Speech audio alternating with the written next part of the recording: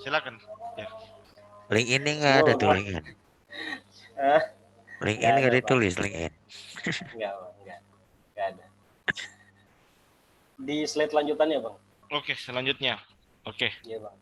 Jadi kurang lebih sebenarnya struktur di backend itu secara umum pasti ada RESTful API, ada programming language, ada framework, ada database, ada JSON yang pastinya sangat umum digunakan di kalangan programmer, sama ada yang di testing lah, itu pun harusnya include di programming language-nya. Nah, RESTful API itu mungkin teman-teman sudah pernah menggunakan. Dia biasanya kalau teman-teman pakai post, get, put, dan delete, dan itu sebenarnya banyak lagi, ada banyak dokumentasi, tapi generalnya yang dipakai cerut lah. Nah, selain daripada metodenya itu ada statusnya.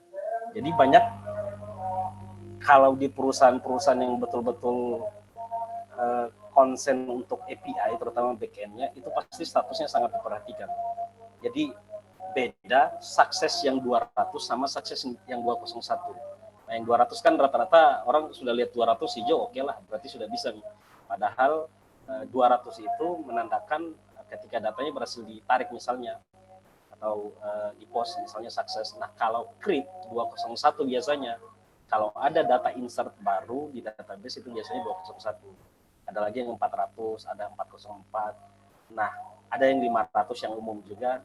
Nah, teman-teman kalau misalnya mendevelop apps nanti, diperhatikan di returnnya itu statusnya, ya kalau misalnya keterangan errornya itu keterangan errornya 404, itu bisa dikasih tambahkan deskripsi lagi. Deskripsinya biasanya dari mana, konsepnya sederhana, try and accept. Di bahasa apapun pasti ada. Nah, accept-nya itu as E-nya sebagai E-nya, E-nya itu yang di print. Jadi orang tahu statusnya juga seperti apa errornya. Jadi manfaatnya untuk apa? Nah, ketika ada debugging, ketika ada API yang error, nah teman-teman bisa nge-trace, dan itu memudahkan teman-teman di DevOps juga. Ketika sudah di production, dikasih report, oh errornya di sini, dikirimkan screenshot-nya tuh. Nah, jadi kita ketika nge-trace itu ya tidak harus membaca semua kode.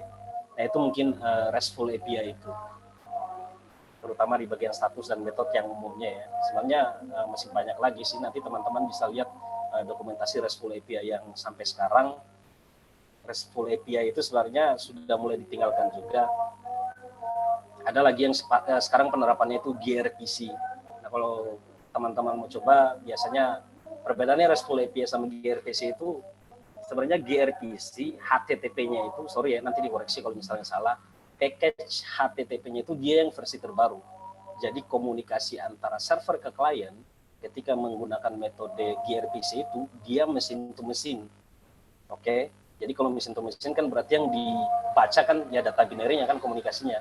Nah, kalau RESTful API ini yang masih by text harus dikonversi lagi. Mungkin seperti itu kurang lebih untuk perbedaannya sedikit saja. Tapi oke lah kalau sekarang kita develop API menggunakan RESTful API itu sudah cukup lah.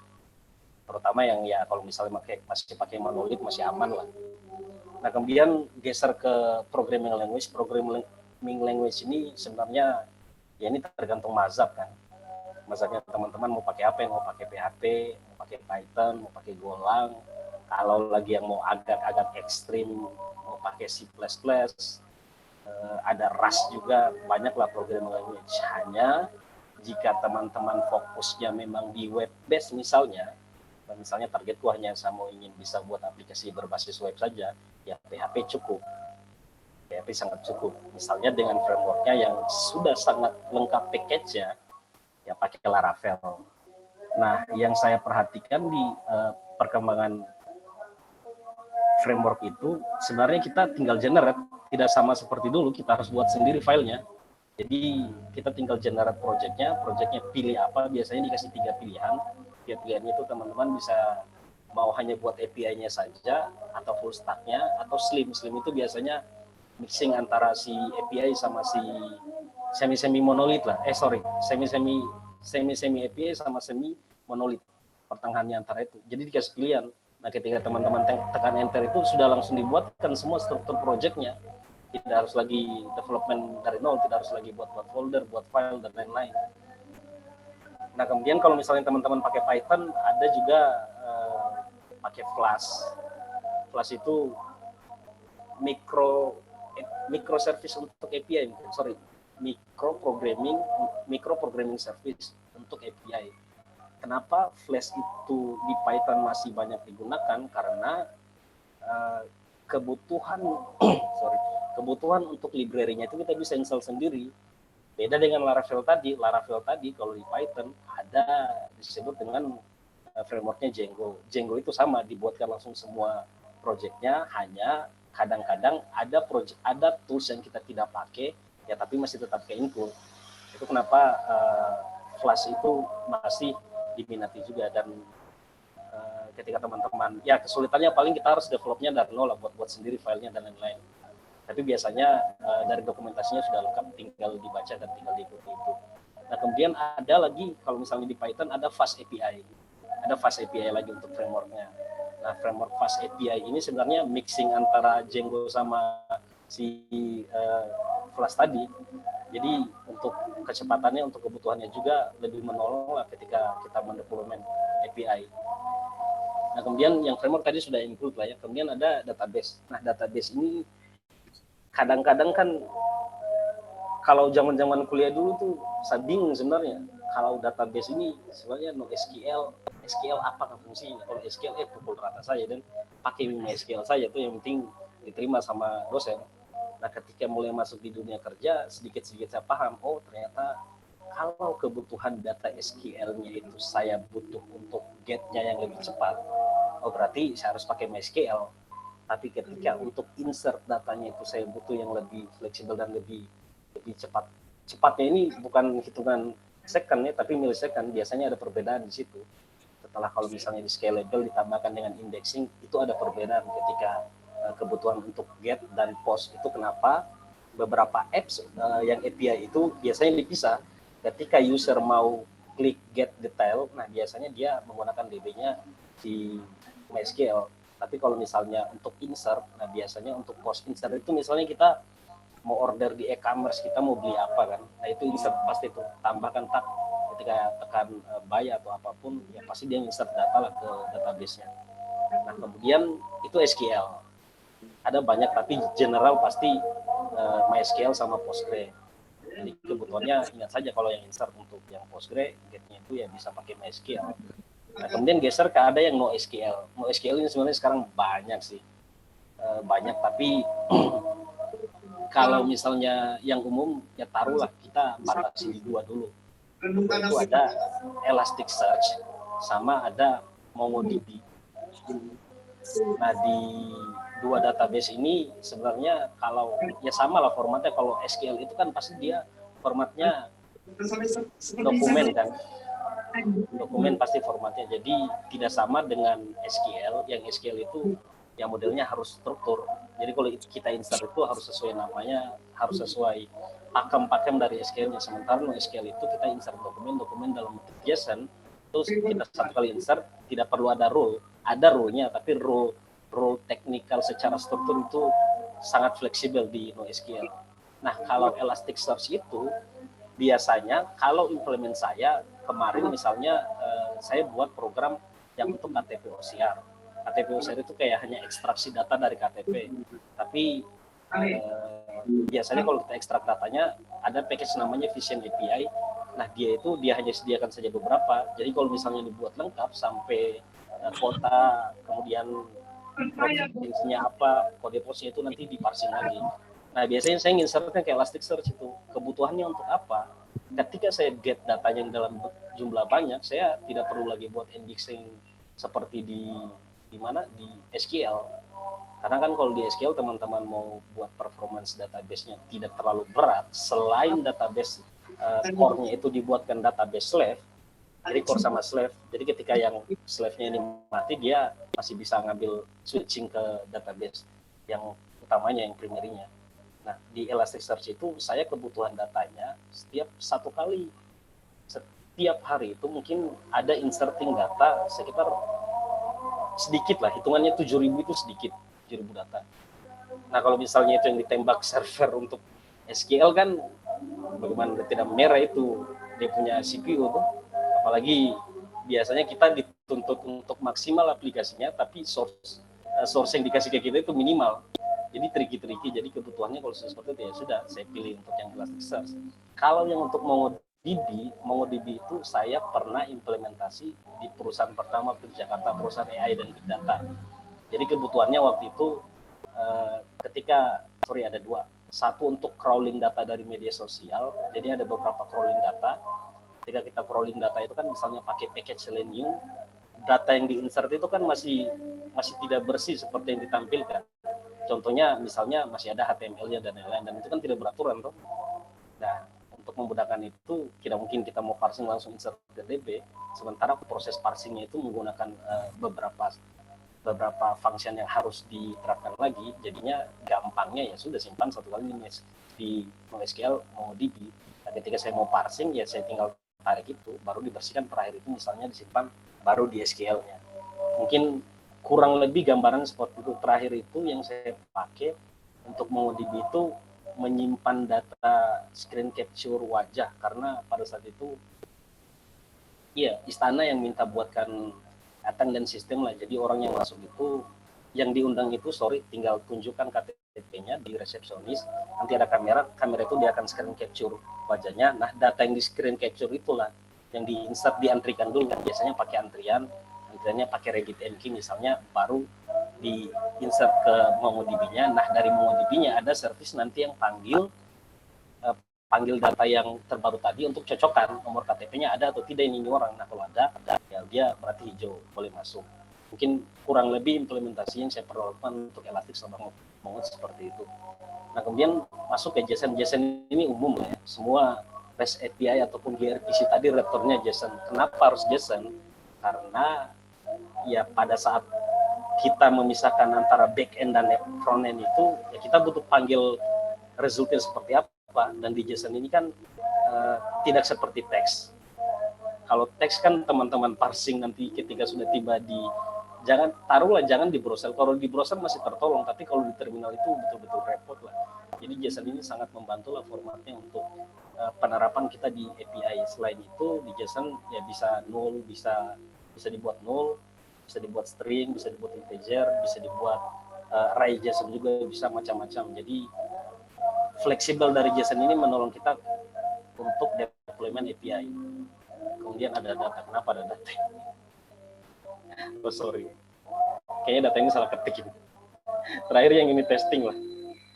Nah, unit testing ini sebenarnya penerapannya pada saat teman-teman sudah berhasil membuat satu pet API. Contoh, saya ingin buat create data untuk insert produk. Insert produk kan biasanya pasti ada ID-nya pasti unik lah, kemudian sudah tidak perlu dimasukkan kan, kemudian ada name, kemudian ada description, kemudian ada image-nya, kemudian biasanya defaultnya di DP-nya kan sudah ada start date, create date sama update date-nya. Nah, ketika saya insert itu sudah selesai nih misalnya. Nah, unit testing ini untuk memastikan bahwa API kita itu berjalan. Jadi sebelum digunakan sama orang QA, quality assurance, biasanya internal dari developer, khususnya backend itu, ya dia sudah melakukan testingnya itu ya salah satunya unit testing. Ada unit testing, ada TDD, test drive development, yang sudah kategorinya integration testing, yang sudah menghubungkan antara testingnya, ya ambil datanya dari DB dulu dan lain-lain.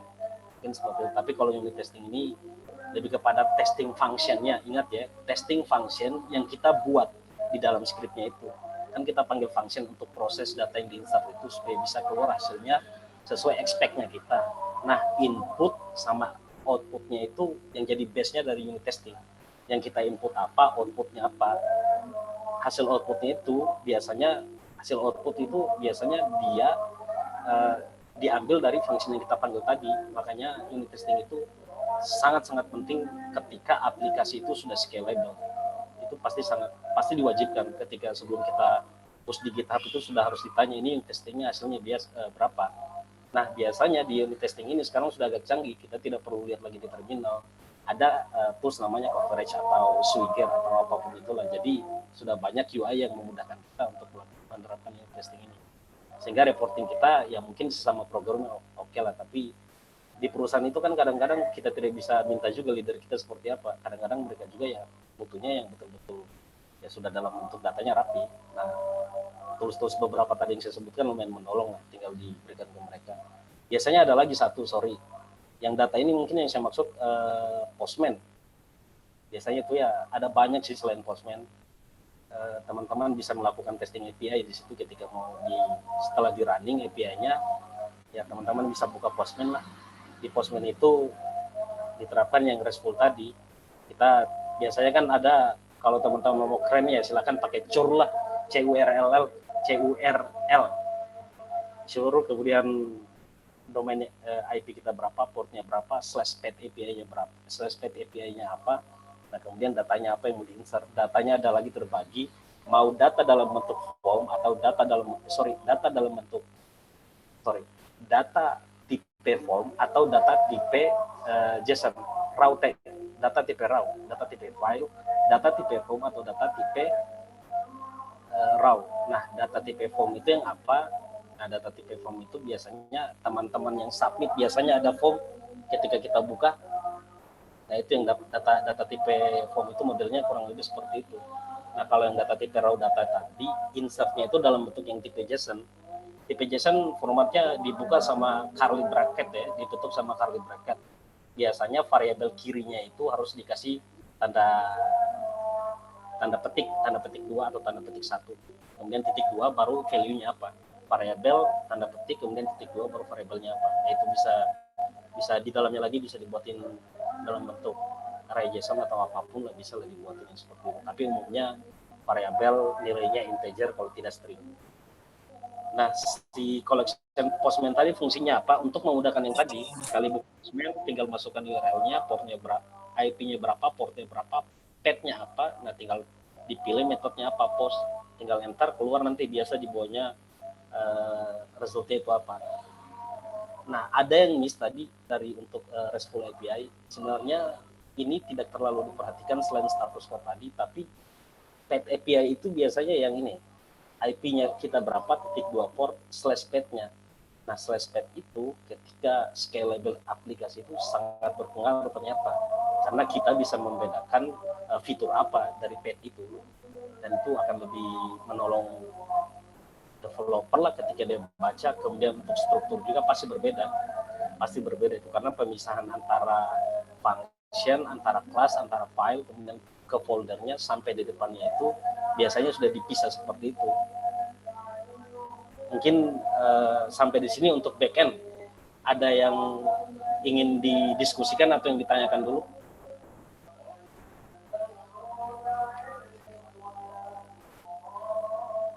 Oke, silakan teman-teman, mungkin ada pertanyaan, boleh di raise hand atau diaktifkan mikrofonnya. Harusnya saya share screen di Bang, biar langsung saya bisa kasih lihat.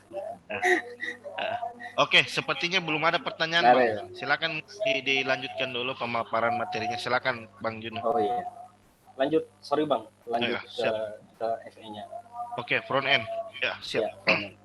Nah, front end ini walaupun yang dimasukkan hanya 4 poin di sini, tapi sejujurnya pada saat implementasinya repot juga, dan ternyata tidak kalah repot juga lah, seperti backend juga. Kenapa saya bisa bilang seperti itu? Satu, secara alur mungkin kita sama-sama membuat program, tapi ternyata di jalur yang berbeda. Setelah proses backend-nya kita selesai, API-nya kita sudah berhasil return JSON tadi, dari DB-nya berfungsi, unit testing-nya jalan juga. Tugasnya orang front end ini untuk memparsing atau memilah data yang berdasarkan fiturnya. Makanya yang saya tulis HTML, CSS, JavaScript ini kan sebenarnya lebih kepada UI-nya secara tampilan kan. Kalau HTML itu ya lebih ke statik lah, walaupun sekarang sudah canggih juga HTML itu bisa dibuat animation untuk web dinamis juga. CSS ya umum lah, lebih kepada untuk tampilannya seperti apa, model layoutnya itu bisa di-setup konfigurasinya di CSS sendiri. Nah, JavaScript sebenarnya terlalu ambigu kalau kita bicarain, soalnya JavaScript pun sudah bisa jadi programming server side, sudah bukan lagi fungsinya hanya sebagai tampilan, tapi base-nya dari rata-rata framework seperti contohnya Angular, React.js, Vue.js itu pasti base-nya dari JavaScript. Nah, yang saya bilang berbeda jalur tadi, maksudnya di mana? Maksudnya ketika sudah selesai EP-nya, saya ingin tarik datanya, Sorry Bang, mungkin bisa bukakan.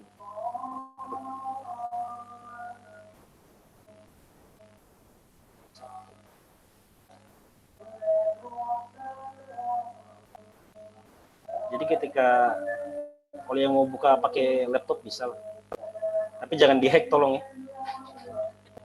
IP servernya. Soalnya itu IP testing nanti. Nah ketika sampai di depan seperti itu yang akan diparsing bisa tolong dibawakan Bang. Sebelahnya Bang. Oke, saya bukakan ya. Ya sebelahnya tolong. Oh, yang ini sudah. Nah itu ya. Ya anggaplah ini yang masih betul-betul newbie lah. Tapi kurang lebih seperti ini. Jadi list JSON yang dimaksud itu apa? Oh berarti ada gambar sama ada teks yang baju camel itu atau baju kardigannya. Biasanya per item ini pasti ada ID-nya. Pasti itu ada ID-nya dari DB-nya lah ditarik. Nah, parsing seperti ini yang ditampilkan. Jadi biasanya secara struktur tak apa-apa lah, mudah-mudahan bisa dipahami. Nah, secara struktur itu ketika API-nya sudah jalan tadi berarti kan saya dapat IP port sama path API-nya. Kemudian ini kan kalau home seperti ini biasanya dia cuma hanya get saja, get datanya. Atau biasa kita kalau di FA itu dia get, berarti di BE itu di path-nya itu kita harus tulis read datanya kan. Nah, read data secara keseluruhan ini. Mestinya saya atau teman-teman mau coba nanti ketika diklik itu dia harus masuk di read/(2) ID-nya berapa, dia baru menampilkan itulah, tapi belum muncul datanya Bang. Oh, iya. Itu ada read/ID-nya 1. Nah, by the way itu tidak direkomendasikan ya. Tadi kan masih pakai integer. Tolong Bang diklik. Ya. Nah, itu kan read/1. Nah, sekarang itu yang memang diterapkan list read/UID. UID itu biasanya 18, 36 sama 64. Kali-kali 8 kalau tidak salah. Jadi ya ID-nya tidak mudah dibaca. Kenapa ID-nya itu penting? Yaitu memang orang security sangat menyarankan untuk jangan ditampilkan ID-nya, sehingga orang ketika dia mau query atau SQL injection yang membingungkan dengan generate 4 digit ya 4 digit Bang. Ada 4 bagian lah. Satu bagian itu panjangnya mungkin sekitar 8 karakter. Jadi ada 8 karakter, strap 8 karakter sampai 4. Itu pakai UID. Tapi kan hanya sampel jadinya dibuat seperti ini lah. Bisa tolong balik di tempat yang tadi Bang? Oke, siap. Tapi yang ini oke. Saya full screen kan. Oke. Jadi tadi kan sudah ada gambaran yang tampilannya. Nah, yang tadi itu saya menggunakan frameworknya React.js. Nah, yang teman-teman lihat tadi, frameworknya React.js. Di dalam framework React.js ini sebenarnya ada library yang dikasih opsi ke kita. Kalau saya tadi menggunakan library-nya itu undesign. Jadi undesign itu kayak kumpulan bootstrap lah. Sudah banyak item-item disiapkan sama mereka, tinggal kita pakai. Cuma fungsinya di React.js. Bootstrap bisa juga. Cuma undesign itu yang paling free sekarang.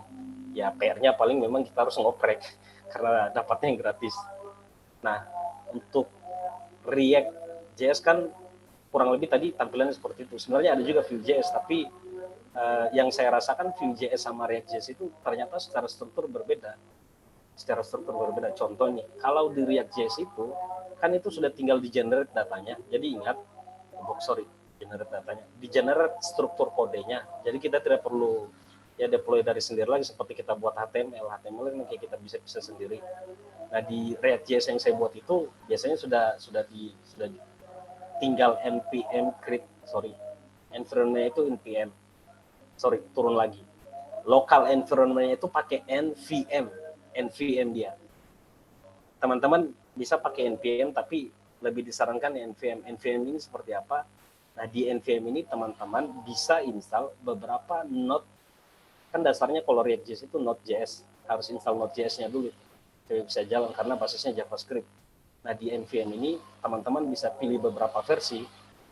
Kenapa harus dipilih beberapa versi? Biasanya deployment aplikasi yang sudah lama itu ketika mau di-upgrade di versi terbaru di production itu pasti akan bentrok. pasti akan bentrok. Itu kenapa NVM ini betul-betul membantu orang-orang front end lah, ketika versinya berapa tinggal disesuaikan, ya tidak perlu diubah lagi. Karena kalau ubah kan pasti akan tambah main desk, jumlah hari kerja dan lain-lain, kan ujungnya ya Scrum kita atau penerapan biasanya di perusahaan menerapkan Agile itu ya tas-tasnya akan ketinggalan. Itu kenapa NVM itu sangat-sangat penting untuk menyesuaikan versinya. Nah, setelah NVM itu sudah ada, masuk ke dalam strukturnya kan. Di strukturnya itu sebenarnya cuma hanya ada config.js-nya. Config.js-nya itu untuk apa? Mungkin kalau di backend disebut dengan .env. Nah, .env itu ya sudah kita taruh semua variabel environment seperti IP, kemudian nama database, kemudian username-nya, password-nya. Kalau misalnya ada konfigurasi tools yang lain kayak Redis, Kafka, atau ada integration dari Google Analytics atau pakai AWS, semua ditaruh di situ pasti itu di environment-nya. Nah, kalau di environment-nya front end, dia biasanya tidak seperti env yang di backend. Kalau yang di environment-nya si front end ini di config.js-nya ya sudah kayak kita buat variabel di JavaScript saja. Nah, itu nanti tinggal kita ekspor, kemudian dipanggil di kelas-kelas untuk primary class. Jadi ekspornya tadi yang kita ekspor function di React.js-nya. Nah, ketika mau dipanggil itu, ekspor itu berarti sudah bisa diakses global. Bisa juga dibuat private, tapi umumnya dipakai ekspor lah. Nah, dari misalnya pet API saya tadi kan yang read. Misalnya IP.2 portnya /read. Nah, read tadi itu yang saya masukkan ke dalam config.js-nya supaya apa? Supaya bisa dipanggil variabel read-nya itu untuk diparsing datanya sehingga bisa tampil yang gambar sama nama tadi. Tapi kalau di konsolog itu biasanya teman-teman cek di konsolognya, kalau mau di print bisa console.log untuk JavaScript-nya. Kalau tidak mau di print cukup buka tab network-nya. Di tab network-nya itu biasanya sudah disediakan semua tools-nya untuk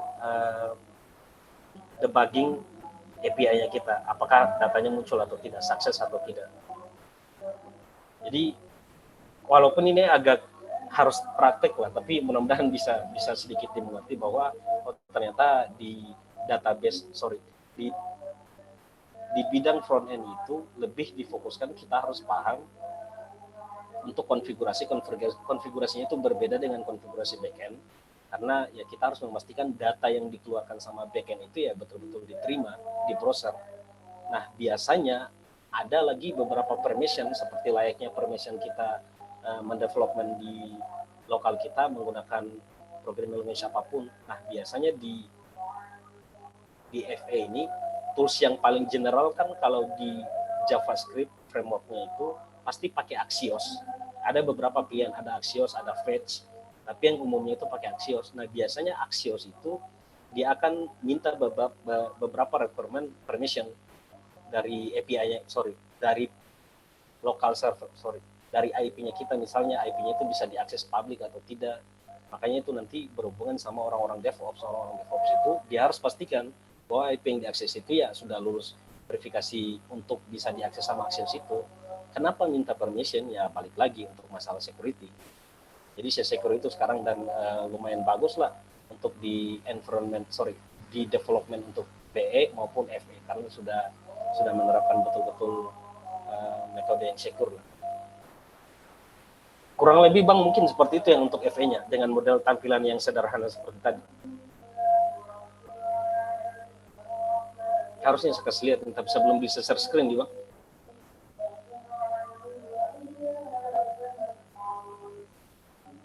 Ada yang ditanyakan kira-kira?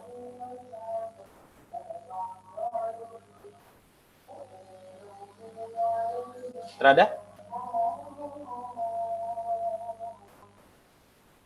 Izin Kak, nanya. Ya, bagaimana? Kalau minimum requirement kalau kita ingin high fidelity, back-end-nya berapa, front-end-nya berapa? Kalau kita dengan budget minimum, kira-kira gimana? Nah, bagus ini. Bagus. Jadi, itu kenapa programming language itu berlomba-lomba menciptakan environment yang memakan sedikit memori.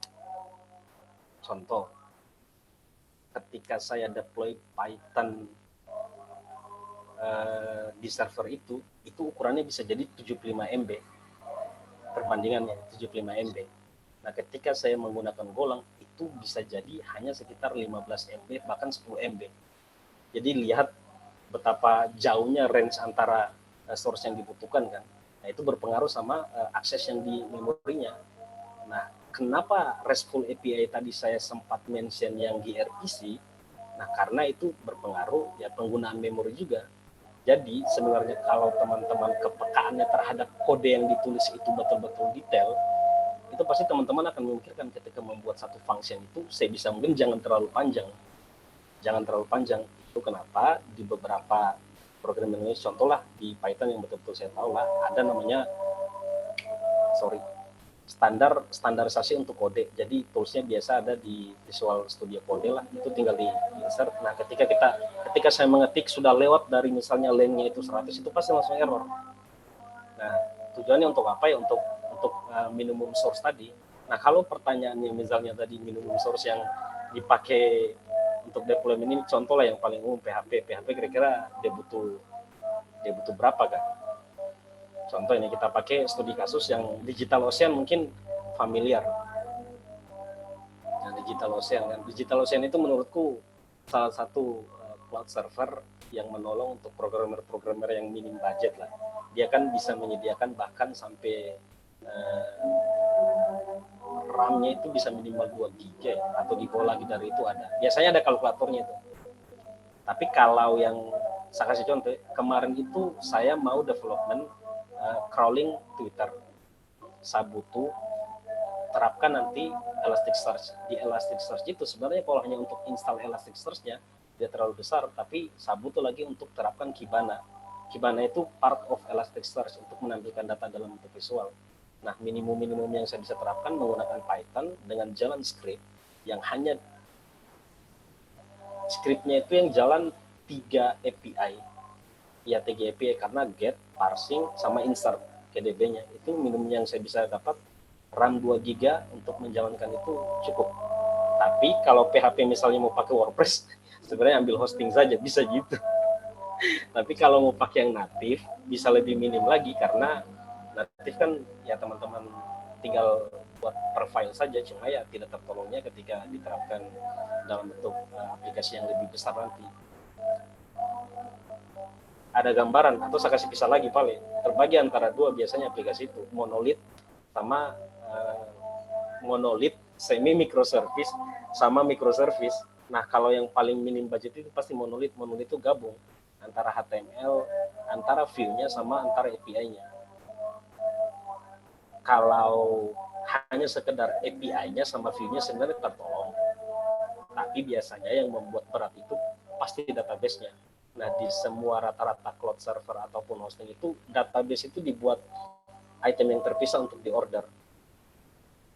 Jadi mestinya storage itu bisa 5 gigaan sama RAM mungkin 1 giga, ya sudah cukup lah untuk running itu. Cuma jangan protes ketika nanti teman-teman tempat API-nya pasti lama. Mungkin seperti itu ya. Itu dengan asumsi berapa akses ya? Berapa banyak akses ya? Pasti minim lah. Karena asumsi untuk akses ini kan sebenarnya, coba kasih kira-kira yang mau dibuat apps apa dulu ini? Apps apa yang enggak, belum. Sebenarnya saya bukan developer murni ya. Iya. Karena bukan developer. Nah, tapi saya lebih banyak menghandle aplikasi-aplikasi jadi project manager. Nah, bukan permasalahan, challenge-nya adalah bagaimana kita buat suatu aplikasi yang ringan dengan high availability yang tinggi, di cloud kan, dengan misalnya jumlah akses orang yang akses katakanlah sekitar 5.000 lah ya. 5.000 itu udah besar karena ini kan application buat operation di internal ya. Jadi bukan untuk application macam itu. Sekarang ini dengan adanya, kan sekarang ini aja ya, udah cukup di 5 tahun terakhir ini ya.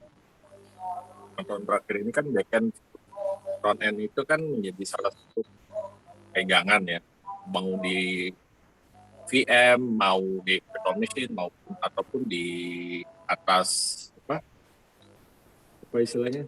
Jadi lupa. Nah, itu kan jadi Docker. Nah, Dockerize ya kan, Kubernetes ya, maksudnya semacam itu.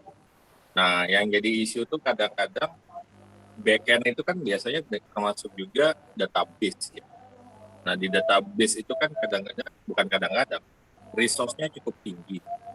Resource tinggi, kemudian kita mau buat reliability, di database-nya kita buat reliability. Oke mas, paham mas, paham ya. Oke, itu aja sih. Backend-nya pakai apa mas? Backend-nya misal yang pernah kita yang sekarang diterapkan sampai bisa high capability kayak begitu. Sekarang sih kita pakai ada dua sih, ada Microsoft SQL, ada MySQL gitu, macam itu. Itu database-nya mas. Kalau backend-nya PHP atau Golang atau apa? Ada .NET Core, pakai .NET Core. Oh, .NET ya. .NET Core 6 ya. Iya mas. Jadi sebenarnya problemnya itu dari source yang mas bilangkan itu sudah ketahuan. Source dari Microsoft itu ya pasti paling banyak. Microsoft itu menyediakan UI, tinggal kita drag and drop. Drag and drop. Tapi ya konsekuensinya ya resource yang dibutuhkan itu pasti tinggi. Itu kenapa kalau misalnya mas, tapi ini susah sih pasti, nggak mungkin mas bisa langsung merubah dengan berjalan di klien seperti itu, tapi saran saja. Nah nanti sebisa mungkin di development yang selanjutnya untuk apps yang terbaru, ya mulai diterapkan, tidak usahlah menggunakan yang untuk Golang dulu, tapi kalau bisa Golang lebih bagus. Golang itu pasti minim banget source-nya. Mungkin bisa memotong 60% dari resource yang mas terapkan sekarang, kalau estimasi saya ya.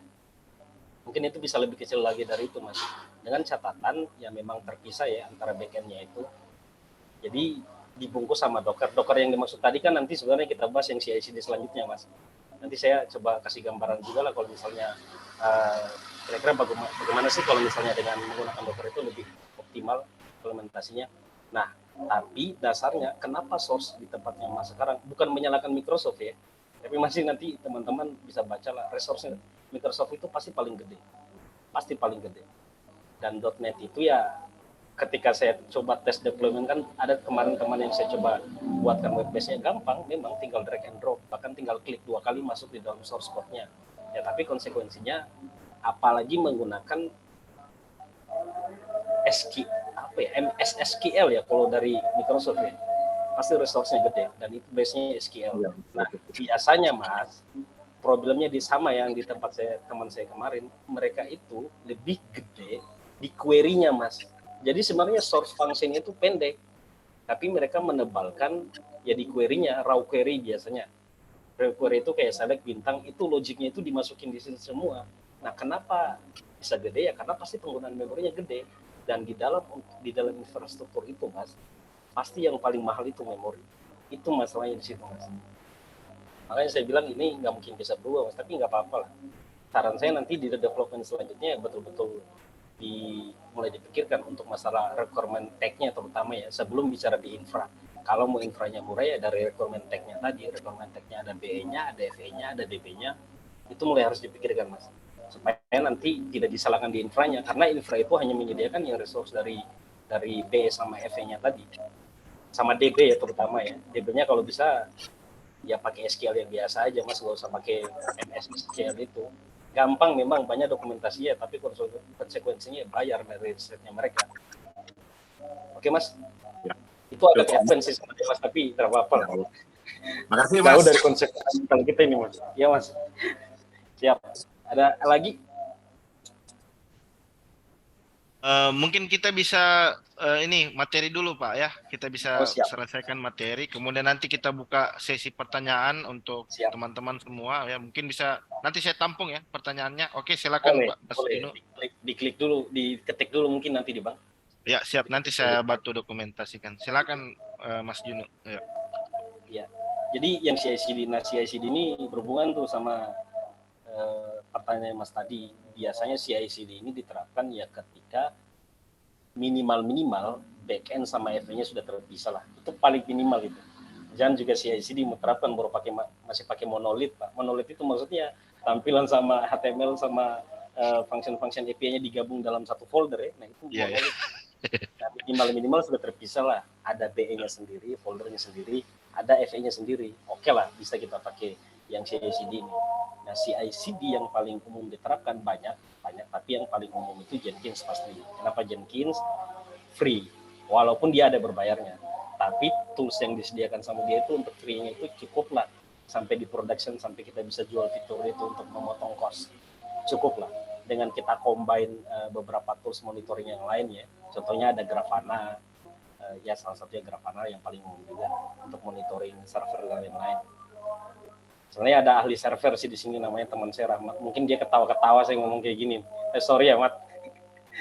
Di Jenkins itu biasanya umumnya kalau teman-teman yang aplikasinya kecil, misalnya cuma satu app saja, ya cukup menerapkan Jenkins masternya saja. Jenkins master. Jadi strukturnya ada GitHub, ada kode di-push ke GitHub. Dari GitHub itu nanti yang akan running pipeline. Istilahnya dia pipeline sih, pipeline itu. Pipeline. Nah, pipeline itu yang akan menjalankan script Jenkins file-nya. Jadi ada script Jenkins files-nya dijalankan sampai bisa ya ke up aplikasinya. Nah, Jenkins files-nya itu sebenarnya hanya aktivitas kita yang kita jalankan di terminal saja. Contoh nih, kayak misalnya saya mau jalankan Python Flash. Python Flash kan biasanya saya buat boot.sh. Di dalam boot.sh-nya itu pasti perintahnya exec spasi g unicorn, portnya apa, main app-nya apa, sama biasanya saya tambahkan log di akhir. Tapi kalau saya menjalankan di terminal, saya tinggal ketik saja bash spasi boot.sh, pasti running. Nah, itu tahap yang pertama. Tapi kalau sudah di dalam Docker, Jenkins itu harus pakai Docker ya, by the way. Jangan terapkan Jenkins itu standarnya pasti sudah harus dibungkur aplikasinya kita sudah harus dibungkus dalam bentuk Docker. Di Docker ini ada dua ini. Ada yang Docker file yang untuk memang running hanya yang belum terlibat sama database-nya kita, walaupun bisa ya. Tapi ketika sudah menggunakan API-nya kita connect ke DB, sangat direkomendasikan untuk menggunakan Docker Compose.yaml. Biasanya itu pengganti environment-nya kita. Nah, kenapa harus pakai Docker config.yaml? Karena kalau teman-teman menjalankan database apalagi database-nya dibungkus dalam bentuk Docker, layernya itu dia pasti di bawah. Jadi modelnya kayak gini. Ini layer server. Ini Docker-nya kita. Nah, Jenkins-nya kita di bawah. Nah, kalau teman-teman tembak Jenkins yang di bawah ini, mestinya kan dia up ke atas. Tapi kalau teman-teman konfigurasinya itu salah, itu bisa jadi dia akan teruskan di layar selanjutnya. Padahal dia harusnya di layar atas. Supaya layar atas yang Docker itu dia bisa up. Itu secara alurnya itu kayak begitu. Makanya ketika teman-teman terapkan yang perdokeran tadi, yang paling dititik beratkan itu, misalnya saya mau jalankan database-nya di Docker. Satu database di Docker, Python-nya di Docker, Node.js-nya di Docker. Nah, connect antara framework Flash saya tadi kan membutuhkan environment database pasti untuk saya bisa insert dan dapat datanya. Nah, konfigurasinya itu ada di dalam Docker config. Saya harus kasih lihat memang Docker config-nya itu. Bang, tolong buka ini, Bang. Ya. Sorry nih Bang, perintah. Astagfirullah. Siap, laksanakan Pak Ketua. Tampil nanti sama Bang Subo, Pak. Siap, laksanakan Pak Ketua. Nah, nanti dikirim saja. Iya, Pak. Lihat tambahkan kita dulu. Sistem matinya di bisa share screen ini.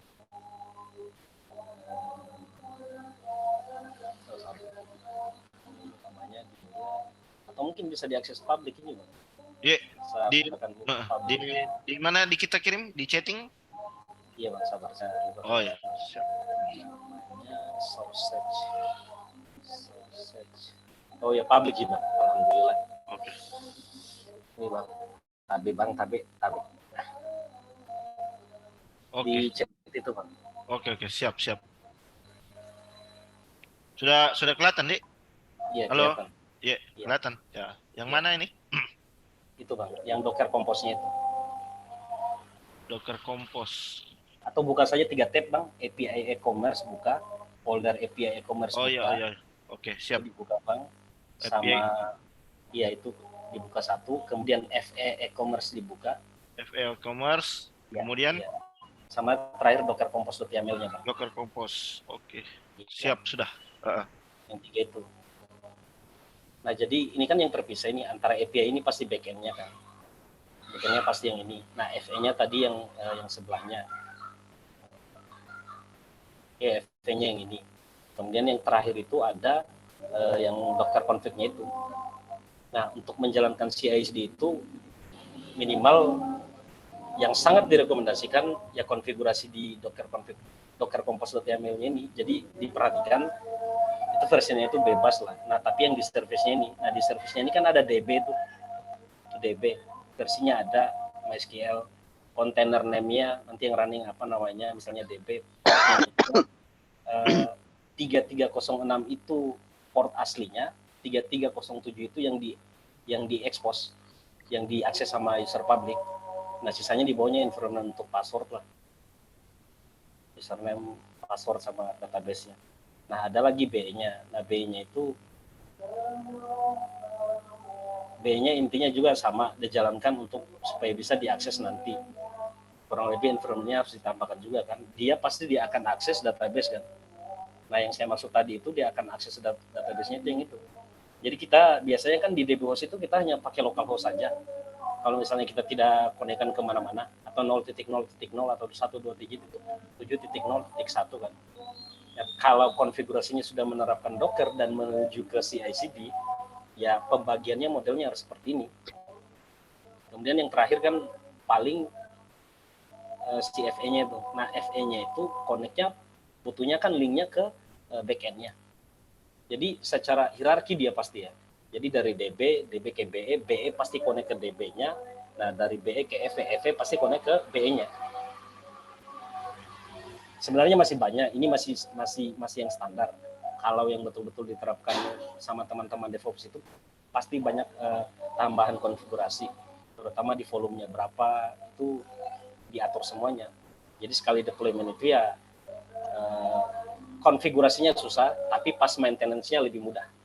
Dan itu berhubungan nanti sama monitoring, berhubungan ketika ada yang error pun ya kita tinggal cek log dan lain-lain. Integrasinya kemana-mana mudah. Mungkin untuk Dockernya kayak begitu Bang. Tabe Bang. Kembali ke slide-nya Bang, Tabe. Siap. Nah, yang GitHub Action, Jenkins tadi yang seperti itu ya. Jadi pasti tidak ada Jenkins files-nya tadi. Pasti teman-teman kalau mau menerapkan Jenkins file itu yang pastinya sudah menerapkan Docker-nya. Kemudian ada konfigurasinya, setupnya untuk Jenkins file. Itu wajib ada itu. Dia satu deretan sama Docker Compose.yaml-nya tadi. Nah, kemudian di dalam Jenkins files-nya itu kurang lebih hanya perintah untuk Docker. Contoh ini, kalau misalnya kita mau running Docker itu kan yang pertama kita harus lakukan Docker build dulu. Setelah ada Docker file-nya, di dalam Docker file-nya itu biasanya Python-nya versi berapa, kemudian kita copy requirement-nya, kemudian kita buat foldernya dulu, kemudian copy requirement-nya di dalam foldernya itu.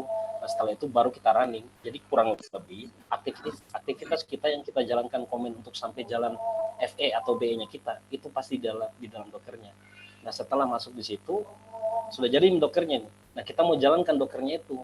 Nah, Docker-nya itu yang pertama kan kita pasti harus buat Docker image. Nanti teman-teman bisa searching lah. Yang base-nya pertama itu dibuat Docker image. Ketika sudah Docker image itu kurang lebih perintahnya Docker build min t-nya itu tag name sama nama image-nya apa. Spasi titik. Nah, itu untuk running untuk Docker image-nya. Setelah running Docker image-nya, kita mau running kontainernya. Nah, di Docker image itu biasanya port aslinya. Nah, di Docker kontainernya itu baru kita mau tampilkan port apa ini untuk yang diakses publik. Barulah kita jalankan Docker running, Docker run spasi min t, spasi min p, spasi portnya berapa. Portnya itu ada 2, port yang diekspos berapa, sama port originalnya berapa. Di port yang diekspos ×2 port original spasi nama kontainernya apa, min name-nya apa, nama kontainernya apa, sama terakhir itu baru ditambahkan nama image-nya apa. Nama image itu pasti perintahnya selalu di terakhir. Nah, baru tekan enter. Nah, setelah jalan yang tadi, ya barulah kita bisa cek docker ps-a untuk melihat semua kontainer kita yang running. Nah, biasanya BE, FE terpisah sendiri tuh. Ada juga Nginx terpisah sendiri. Nah, yang semua itu ketika kita tidak butuhkan, kita tinggal docker stop saja. Nah, itu akan menolong source, apalagi ya balik lagi ke infra. Apa yang kita tidak butuhkan ya tinggal di stop. Tidak sama dengan kita install manual. Kalau kita install semua package, ya kalau kita tidak pakai, pasti source-nya tetap terpakai dan bayar bulanannya tetap jalan. Mungkin kurang lebih seperti itu. Nah, di dalam Jenkins file itu sebenarnya hanya aktivitas itu saja. Contohnya di Jenkins file itu biasanya dockernya kan pasti kita sudah buat berjalan ini. Jadi saya hanya butuh hapus docker image-nya, hapus docker kontainernya dulu. Biasanya di stop dulu atau mau dihapus. Kemudian hapus docker image-nya, baru jalankan docker image, baru dijalankan docker container. Tinggal perintah itu yang di dalam Jenkins file-nya dengan format Jenkins files ya, nanti bisa dicek di dokumentasinya. Nah, setelah sudah siap yang untuk di environment itu, baru di Jenkins masternya. Bang, bisa kita buka server ini, Bang? AB, Bang. Minta tolong jangan dihack ini. Siap. Terutama ada temanku di sini hacker soalnya nih, Bang. Dia diam-diam dari tadi. Banyak Ayo. peretas. Oke, saya buka dulu, Di. Iya. Oke. Sudah muncul ini. Iya. Untuk edukasikan yang kayak begini aman lah. Sebentar nanti saya hapus lagi lah. Iya. Iya, pasti model password seperti itu. Nah, biasanya di dalam Jenkins ini pasti jalan di server development-nya. Ini saya berani kasih by the way karena memang server testing ya. Jangan sosok inisiatif kalau misalnya servernya development atau production, tidak disarankan. Yeah. Kalau yang untuk main-main boleh lah. Nah, modelnya pasti ada pipeline-nya. Pipeline-nya itu yang kayak hello club-nya itu. Bisa Bang diklik yang hello club-nya itu. Yeah. Nah, di dalam hello club-nya itu ada setup yang configure, Bang.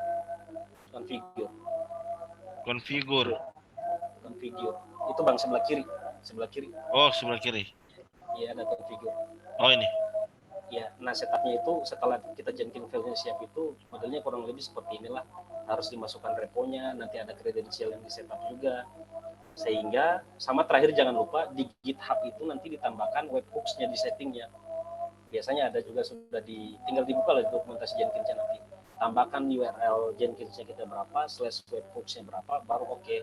Nah setelah itu teman-teman bisa tinggal push di GitHub, nanti otomatis dia akan connect ke Jenkins master. Ini baru Jenkins master ya, belum Jenkins Slave. Ada lagi nanti kalau misalnya mau di advance-nya kayak abang yang tadi tuh mestinya sebenarnya itu ya bisa yang berbeda, itu baru pakai Jenkins Slave itu. Nah setelah itu baru diproses, running prosesnya ada biasa konsol log output-nya kalau mau diperhatikan sama stage-nya sudah sampai proses mana, sampai bisa selesai sampai docker container running seperti tadi. Ini by the way bisa dari GitHub saja ya. Kalau untuk config-nya dari GitLab beda lagi. Mungkin kurang lebih untuk GitHub-nya seperti itu, Bang. Bisa tolong di-close dulu, Bang? Siap, saya lockout dulu ya. Siap, Bang. Percuma juga, Bang. Masalahnya sesuai username sama password ini. Tapi, Bang. Yang siap. tadi, Bang? Yang file terakhir, Bang. Slide terakhir, siap. Iya. Nah, itu kan ada GitHub Action. Ya. Nah, yang GitHub Action itu sebenarnya teman-teman tidak butuh Jenkins. Bagusnya di GitHub ataupun di GitLab sekarang. Jadi kalau teman-teman ala-ala semi CI/CD ya sudah cukup GitHub Action tadi. GitHub Action itu ya tinggal langsung, tidak perlu ada lagi pihak ketiga kayak Jenkins Master, dia langsung tembak ke server kita. Beda lagi konfigurasinya. Yang pastinya base-nya semua SSH lah. Sama dengan GitHub ya GitLab mereka. Kurang lebih dua-duanya itu sama lah. Oke, Bang. Lanjut lagi, Bang. Nah, terakhir ini. Manual testing dulu ya. Nah, manual testing. Ini sebenarnya manual testing itu sebenarnya kayak kita hanya. Jadi pekerjaan manual testing itu mereka biasanya sudah ada form yang disiapkan sama tech lead, biasanya tech lead atau manager lah, atau CTO-nya kalau betul-betul udah meniatkan. biasanya dia hanya kasih fitur yang mau di testing apa, durasi tesnya berapa lama, ya lebih di tesnya itu performan tesnya berapa, fiturnya jalan atau tidak, kalau ada errornya di mana. Jadi kurang lebih kayak tabelnya kayak begitu manual testing. Nah, cara tesnya ya sama seperti hanya buka URL-nya tadi, udah login berhasil atau tidak, form type-nya itu apa, integer atau string, itu harus divalidasi semua, di checklist semuanya, sedetail itulah manual testing. Sampai keluar hasilnya itu, oh berarti sukses 200 ya, berarti keterangannya sesuai dengan ekspektasi. Nah, beda kalau automation testing. Kalau automation testing ini yang paling umum,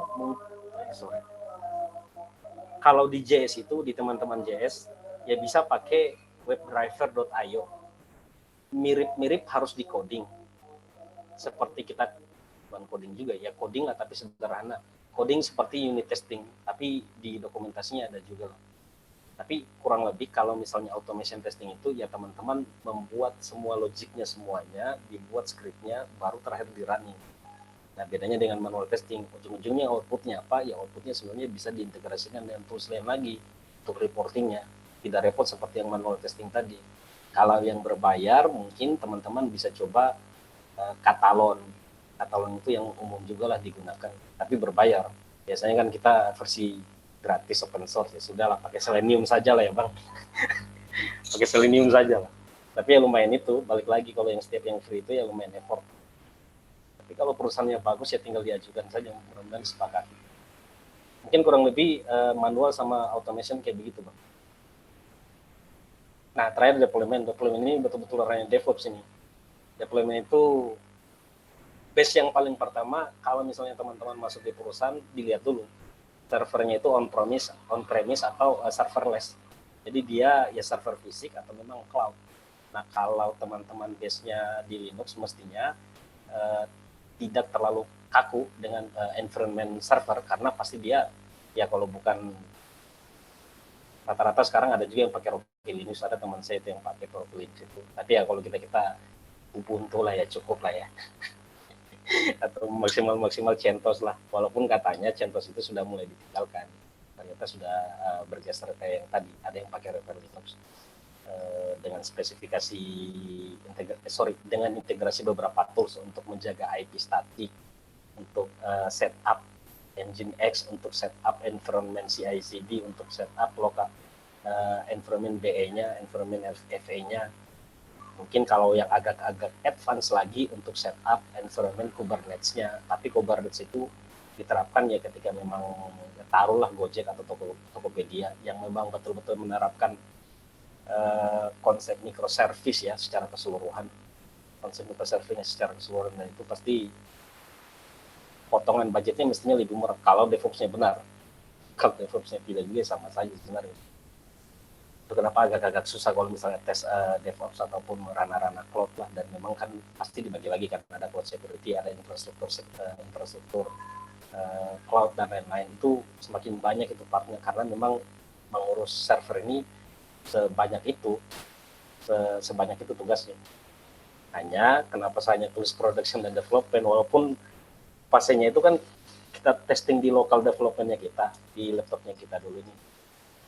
Nah, setelah testing di laptopnya kita, oke, dengan semua unit testingnya sudah oke, nah kita lempar ke development kan. Development itu biasanya untuk pre-production-nya, sebelum yang go live-nya. Jadi di testing di development ini, disinilah tugasnya anak-anak QA. Anak-anak QA sudah mulai testing, anak-anak security juga sudah mulai testing, semua servernya di testing. Kalau misalnya yang mobile juga bisa mulai tembak. Yang mobile-nya ada dua, yang Android sama yang iOS, bisa mulai tembak API-nya. Nah, setelah lulus validasi semua, sudah sesuai expect, ada sedikit debugging lagi, ada sedikit error, di deploy lagi sama kita. Sudah, baru bergeser di production. Nah, kenapa microservice itu penting? Karena teman-teman tidak harus menunggu jam 12 malam untuk mendeployment apps-nya. Jadi, di konsep microservice yang pernah saya terapkan, Siloam, itu kan mereka ada sekitar puluhan aplikasi. Nah, di satu aplikasinya itu, satu service-nya itu hitungannya satu project. Jadi kalau misalnya ada sama buat read, API read untuk get, untuk surut yang untuk satu fitur itu hitungan satu project. Nah, saya tinggal push-nya itu di GitHub, running-nya itu nanti di layer yang berbeda antara di development sama di production. Sama environment untuk setup Docker-nya juga berbeda, CI/CD juga berbeda. Itu kenapa kalau yang kita kemarin betul-betul kita belum mau terapkan CI/CD itu, kemarin kan kalau kita pakainya TypeScript, framework-nya itu pakai Adonis.js. Itu yang dipakai kemarin di Siloam. Itu lumayan tricky sih pada saat untuk jalankan Docker-nya, untuk jalankan di. By the way, kalau untuk React tadi, kalau misalnya di production itu bukan npm start ya yang dijalankan, dia harus di npm run build dulu. Jadi sudah dikompres lah, sudah jadi .exe-nya lah istilahnya baru yang dijalankan itu. Nah, ada banyak part yang kayak begitulah. Sama memang belum ada DevOps-nya. Mungkin kurang lebih kalau untuk development sama production gambarannya seperti itu. Ada lagi sebenarnya sih ditambahkan kalau ada juga perusahaan yang menerapkan staging development production. Ada juga, tapi biasanya development sama production untuk membaca sudah cukup lah. Apalagi kalau aplikasinya besar kan, 2 server itu. Mungkin itu Bang, dari saya Bang. Terlepas dari security ya, kalau security-nya lain cerita lah. Nanti Bang Kifli lah ya. Habis Bang? Oke. Habis gak Bang? Sudah Yes. habis. Thank you. Oke. Itu saja. Jadi mungkin kita bisa sesi tanya jawab ya untuk terkait materi back end, front end, quality assurance, ya, CICD ya dan lain sebagainya. Jadi saya rasa ini materi yang cukup mantap ya dari Bang Aris, cukup memberikan pencerahan ya terkait bagaimana mengembangkan perangkat lunak di level industri ya. Oke, silakan teman-teman, mungkin ada pertanyaan boleh raise hand sehingga saya bisa persilakan untuk menanyakan. Silakan. Tadi kalau tidak salah Bang Dian Galih ingin bertanya. Halo? Ada? Halo? Halo? Ada, Halo Bang. Ya, Halo. Silakan Bang. Ya. Sebenarnya nggak nanya sih, mungkin bisa dibuka slide-nya nggak Bang? Oh, slide. Oke. Ya, di bagian data kalau nggak salah. Oh, di sebentar di. Oh, di sini di back end. Iya, di back end. Tadi kan dijelaskan kalau nggak salah tuh data yang primary key itu kan disarankan menggunakan UUID itu. UID Bang. Iya benar, UUID. Sebenarnya kalau menurut saya sih itu belum optimal, belum pas. Karena kalau datanya itu ke expose, data itu masih bisa kecuri. Kalau menurut pendapat saya nih ya, untuk mengamankan data itu ada baiknya kalau kita menerapkan otorisasi di layer data. Betul. Jadi mau pakai JWT ID, lah minimal lah ya. Paling minimal. Ya, paling jadi layak. di data itu sudah didefinisikan data itu milik siapa, pembuatnya siapa, diupdate oleh siapa. Yap. Nah, dengan seperti itu mau pakai ID atau mau pakai auto increment ataupun UUID itu lebih aman walaupun data ID-nya ke expose itu saat diakses menggunakan hak akses yang lain itu nggak bisa. Itu lebih menurut gue sih lebih aman ya.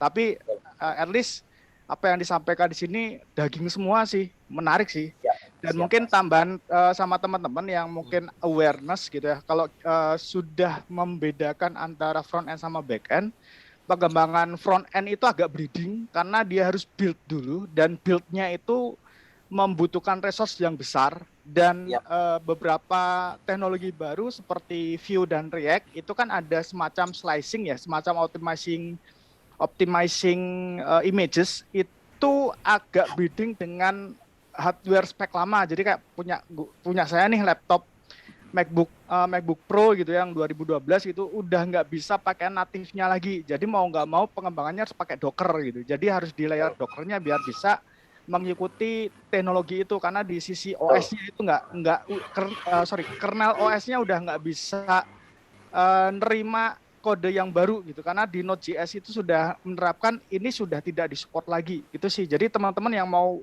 fokus ke front end agak aware di situ.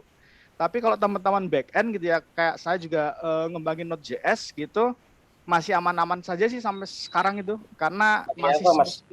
gimana? Frameworknya pakai apa Mas?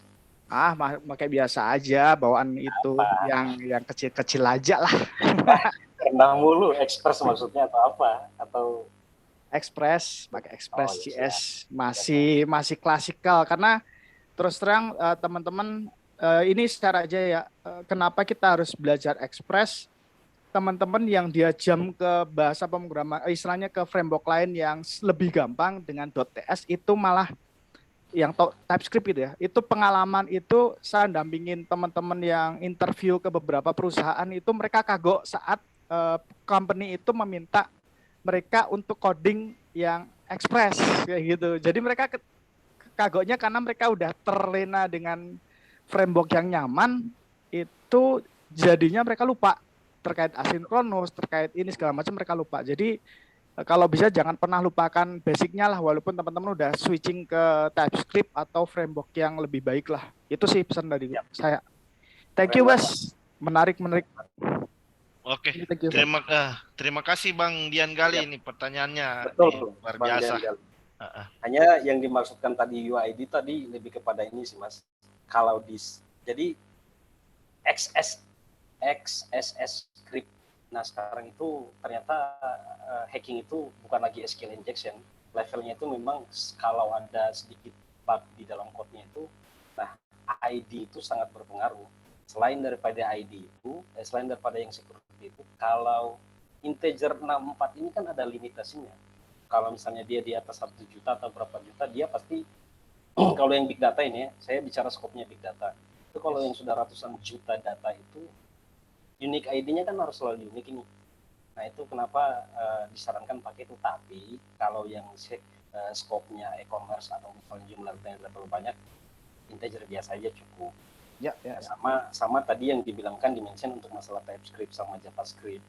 Sebenarnya kalau teman-teman di TypeScript itu Adonis itu kalau teman-teman familiar sama Laravel mirip. Cuma saya sepakat kalau live coding untuk interview itu memang part yang berbeda lah. Bahkan bisa jadi satu sesi juga Bang Cipli kalau untuk masalah interview itu. Tapi kalau teman-teman base-nya JavaScript itu sebenarnya tidak terlalu jauh berbeda. Dan balik lagi, kalau yang memang betul-betul bukan expert sih, seenggaknya tahu ya if else-nya, looping-nya, asing-nya, belum lagi kita bicara yang masalah hook ya Mas. Kalau misalnya untuk di FE-nya itu kan yang level advance semua. Itu betul-betul harus rajin-rajin latihan sih. Proyek-proyek sederhana dibuat, diimplementasikan. Itu yang paling menolong semuanya. Betul. Oke, mungkin ada lagi penanya yang lain, silakan. Tadi sudah ada Bang Ricky ya, Bang Ricky mungkin Pak, kemudian Bang Dian. Silakan mungkin teman-teman yang lain silakan mungkin bisa diaktifkan mic-nya atau raise hand. Bang, boleh usul nggak Bang? Dari Ya, silakan. Silakan. Sebenarnya saya tertarik dengan bahasan komunikasi yang raw tadi sih, selain RESTful tadi kan sempat dibahas tuh bahwa ini mesin ke mesin tuh. Yang itu sebenarnya iya di RPC itu menarik tuh. Kalau boleh dong di usulan itu kan teknologi kalau nggak salah jarang dipakai tuh. Bisa dong kapan-kapan kita ngobrol gitu. Jadi biar saya punya wawasan, terus terang saya nggak tahu tuh, dan kelihatannya agak menarik tuh bahasanya. Ya, menarik Pak Dian kali ini. Dan ya nanti bisa kita agendakan itu untuk pembahasan terkait gRPC tadi ya, karena ini menurut saya cukup menarik lah. Kalau mungkin kita tahunya API kan, ini muncul ada teknologi baru namanya gRPC ini, Bang Aris sudah pernah coba, wah luar biasa itu. Kalau mungkin ada kesempatan lagi beliau mau memberikan sharing ya terkait materi tersebut ya. Udah lama tahu Bang sebenarnya saya. Udah lama banget, cuman belum tahu ini implementasinya gimana, belum tau. Makanya mumpung pas ada expertnya ini kan, siapa tahu diminta gitu mau bisa sharing. Cobain Golang aja Bang, cobain Golang. Di Golang kan rata-rata penerapannya dokumentasinya lumayan menolong. Golang. Oke, siap. Iya, cobain Golang. Kalau kebingungan cari tutorial Golang yang murah itu punyanya si Novel Agung.github.io ada dia tulis sampai framework-nya yang untuk seluruhnya ada itu. Tapi Golang itu kenapa lebih mudah? Karena base-nya itu dibuat yaitu tadi by gRPC, di setupnya untuk itu. Ya pemakan source-nya itu lebih rendah karena mesin to mesin kan modelnya binary to binary. Itu mungkin Bang. Kalau sudah coba itu nanti Bang ajarkan kita Bang. Malah terbalik lah ini. Kalau dari sisi kecepatan gimana, Bang? Sudah pernah dibandingkan kayak itu? Artinya Jauh, penggunaan jauh. API. Jauh ya? Karena kan Oh, iya. prosesnya ada convert dari text to mesin itu kan ada beberapa proses itu Bang kan. Sampai dia bisa jadi binary itu. Nah, kalau itu langsung dikonversi ke binary. Wah, iya. Artinya memang ringan ya dia ini, apa? Ringan Bang. Oke, mungkin ada pertanyaan yang lain lagi, silakan. Jadi sangat banyak masukan dari teman-teman ini ya. Nanti kita mungkin bisa pikirkan ya untuk buat sesi tersendiri lah untuk membahas ya teknologi-teknologi terbaru ya. Kemudian tadi ada beberapa juga hal yang disinggung terkait asinkronus ya. Ini mungkin teman-teman ya, termasuk saya sendiri juga masih belum inilah apa, belum betul-betul mengimplementasi itu terkait asynchronous communication. Padahal itu kan sebenarnya penting sekali lah menurut saya gitu. Artinya Betul. kita yang terjadi selama ini sebenarnya banyak kita terjebak dengan teknologi yang sudah kita kuasai lah. Kita pikir sudah terjebak di situ sehingga kurang kurang membuka wawasan lagi terkait teknologi-teknologi terbaru ya, metode-metode pertukaran data, informasi dan lain sebagainya lah. Karena kan kalau di level industri itu kan production pasti kan harus berbicara resource ya, bagaimana dengan teknologi yang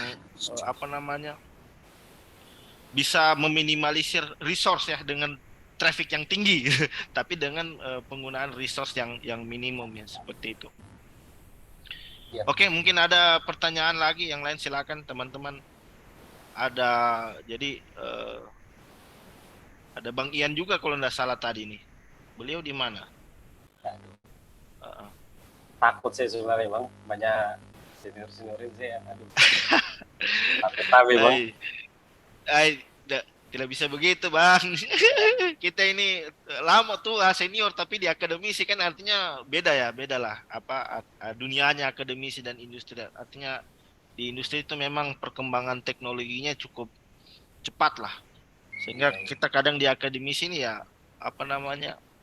hanya berputar-putar di situ saja ya terkait hal-hal yang sifatnya fundamental ya, logik-logik ya, berputar hanya di situ-situ saja. Dan ini menurut saya materinya cukup menarik lah, cukup bagus menurut saya. Ini daging semua ini isinya ini. Siap Bang. By the way Bang, asinkronus itu ada juga di backend ya, cuma memang asinkronus itu base-nya dari JavaScript. Memang JavaScript ya. Kalau di Python sekarang sudah memang betul disesuaikan. Nah, sederhananya asinkronus itu biasanya API yang kita proses itu datanya yang ditampilkan dalam bentuk serial. Serial itu maksudnya berurutan kan. Nah, itu yang sinkronus itu.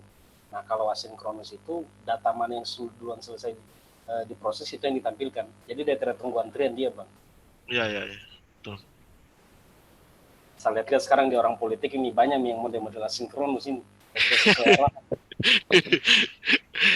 Artinya nggak menunggu request, no? Langsung respon, tidak request, langsung respon. Oke, itu pembahasan kita di malam hari ini ya, untuk sharing session klub batch 3 ya. Jadi saya ucapkan terima kasih banyak. Mungkin ada pertanyaan lagi teman-teman yang lain? Iya, Pak. Silakan sebelum Bang Dian Gali nih kasih tepuk tangan dulu lah untuk pemateri kita di malam hari ini, Bang Aris ya. Bang, makasih.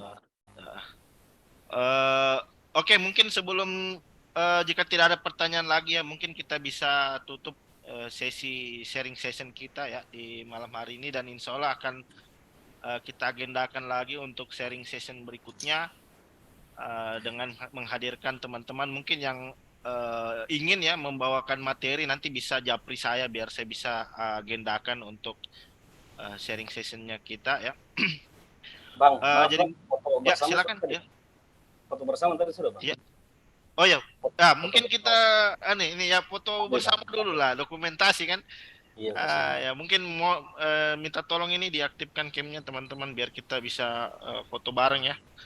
teman-teman di komunitas Linux ya. Silakan, ada Bang Indra ya, Bang Eka, Bang Riki mungkin, kemudian Bang Asa Hari. Mandi bang. Gak, kalau sudah mandi gantengnya maksimal bang. Oke. Oke ya, jadi kita sesi foto dulu ya. Saya mungkin bisa hitung untuk kenang-kenangannya kita nih. Dokumentasi kegiatan ya tiap minggunya. Ya. Ya, saya bisa ada Bang Indra, tolong dia aktifkan dulu Bang. Ya, itu kan kelihatan gantengnya, aduh. Nih, Bang Indra Tampo ini. Ada Bang Awal. Selamat malam Bang Awal. Lagi di Bobau kah? Iya Om, di Bobo Om. Lagi belum bisa aktifkan kamera ini Om. Siap Om, siap. Laksanakan Om. Ini Om Suba ini belum kelihatan nih. Oke, jadi saya hitung sampai 3 ya. 1, 2, gaya formal dulu. 1, 2, 3. Oke. Oke, satu kali lagi. Gaya bebas. Saya save dulu ini. Saya save dulu. Oke, satu kali lagi. Oke, sebentar. Aduh. Oke, sebentar. Oke, 1. Sebentar. Aduh, malah tadi. Oke. 1, 2, 3.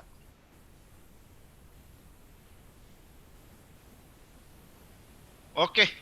Siap Terima bang. kasih banyak. Siap. Makasih Terima kasih semuanya. Bang Aris. Terima kasih banyak nih waktunya ini. Sorry, kanal-kanal teknikal mestinya bisa dikasih lihat implementasi. Sudah mantap Bang, sudah mantap. Terima kasih banyak ya teman-teman yang sudah hadir ya. Jadi kita ketemu lagi di minggu depan dengan topik yang berbeda. Saya bisa ucapkan terima kasih banyak. Alhamdulillahirobbilalamin. Wabillahi taufik walhidayah. Assalamualaikum warahmatullahi wabarakatuh. Waalaikumsalam warahmatullahi wabarakatuh. Klan, jangan keluar kan. Oh, siap. Aklan, kapan kamu bawa materi Aklan? Iya, jangan lu kasih keluar mereka bang. Materi apa saya kasihan? Tentang dulu. Aduh. Nah, supaya kita dapat juga percikan ilmu ini dah. Disangka materi tentang ATM. Iyo, cocok yang itu saja ATM. Iya. Sabutu-butu saya ini bang sebenarnya jenis mesin edisi yang spekor retas toh. Yang 101 kan bang, 203 kan. Iya. Nanti saya duet dengan Doli. Doli kita lihat. Habis Ibnu. Habis Bang Ibnu minggu depan. Bisa materi apa saya? Tentang Bang Ifli. Sebenarnya tadi laptop pun sudah siap semua instrumennya. Cuma laptop pun tiba-tiba hang, tiba-tiba gelap. Oke, sudah saya record. Kita mungkin bisa mulai. Bismillahirrahmanirrahim. Assalamualaikum warahmatullahi wabarakatuh. Jadi kita ketemu lagi di agenda rutin kita ya di komunitas Linux, yaitu sharing sesi